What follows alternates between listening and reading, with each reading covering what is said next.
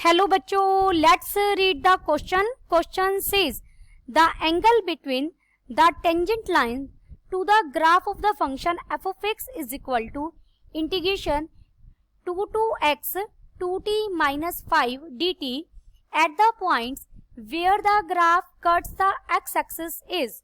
Option A is pi by 6, option B is pi by 4, option C is pi by 3, option D is pi by 2. First we see the key concept.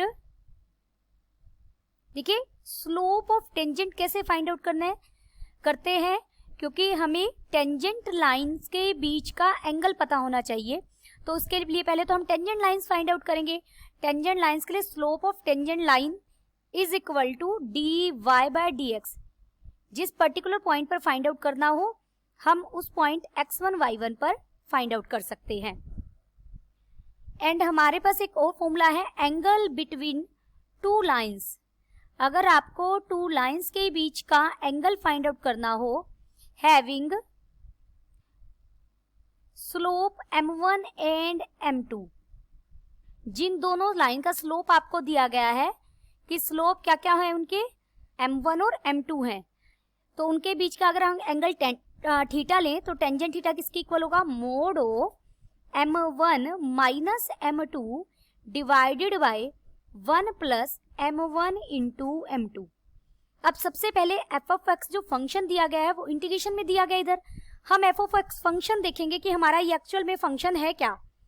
देखिए, f of x given function f of x is equal to integration दिया गया है within limit 2 to x, और यहाँ क्या है 2t minus 5 dt. t के respect में आपको इंटीग्रेट करना है.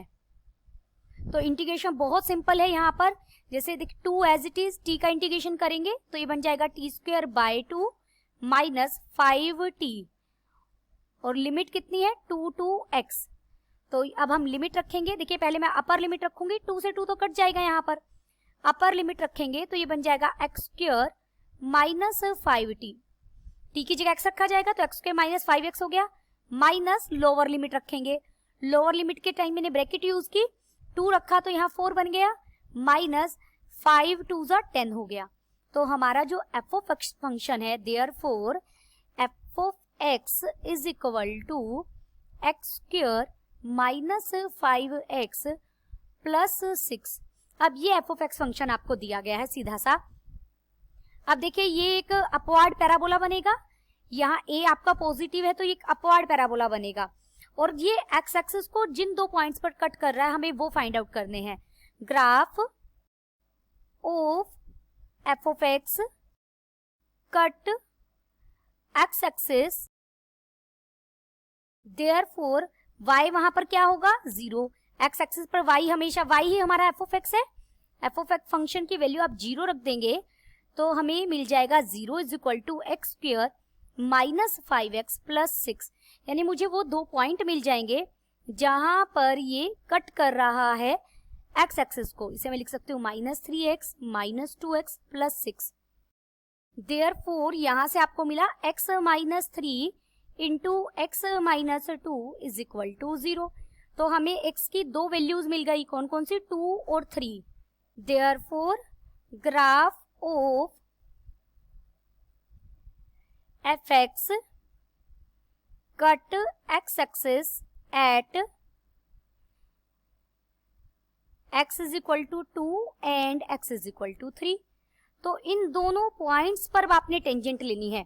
तो सबसे पहले हम slope of tangent find out करेंगे. पॉइंट्स क्या बन जाएंगे, अगर इसे मैं इसका रफ डायग्राम बनाऊं तो देखिए अपवार्ड पैराबोला बनेगा और ये कुछ इस तरीके से जाएगा, क्योंकि दो पॉइंट पे कट कर रहा है. एक पॉइंट हमारा 2 है, दूसरा पॉइंट हमारा ये पॉइंट है तो 3 0 हो जाएगा और 2 0 लिखेंगे आप. अब मुझे इन दोनों पॉइंट्स पर टेंजेंट लेनी है और वो आपस में क्या एंगल बना रही है वो हमें फाइंड आउट करना है. इस तरीके से जो आप टेंजेंट लेंगे, therefore slope of tangent is equal to d y by d x.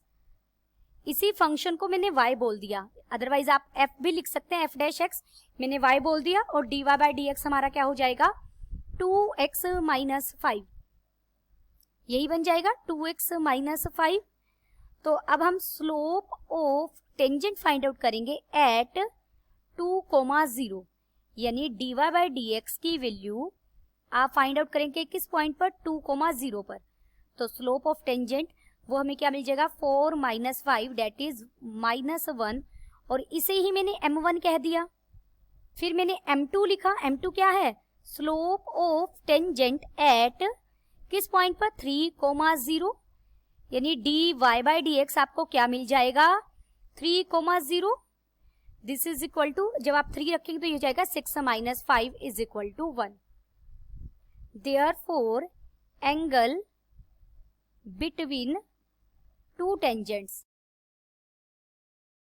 is equal to tangent थीटा। अगर वो एंगल मैंने थीटा लिया है तो टेंजेंट थीटा किसके इक्वल होगा, this is equal to m1 minus m2। m1 कितना है मेरा, -1, और m2 कितना है, 1। तो m1 minus m2, 1 plus m1 कितना है, -1, और m2 कितना है, 1। आप वैल्यू रख देंगे। देयरफॉर यहाँ से आपको टेंजेंट थीटा इक्वल मिल जाएगा -2 डिवाइडेड बाय 1 माइनस 1। तो ये वैल्यू कहाँ होती है हमारी, टेंजेंट पाई बाय 2 पर। तो थीटा कितना मिल गया, theta is equal to pi by 2। Therefore हमारा ऑप्शन कौन सा सही हो गया, ऑप्शन डी इज करेक्ट। देखिए यहाँ पर m1 और m2 की प्रोडक्ट है ना, वो 1 और -1 की प्रोडक्ट क्या आ रही है, -1। जब भी दो लाइंस के स्लोप्स की प्रोडक्ट -1 हो तो वो एक दूसरे पर क्या होता है, परपेंडिकुलर। यहाँ से भी आप डायरेक्ट कह सकते हैं कि हमारा ऑप्शन डी सही होगा। Hope you understood it well, best of luck.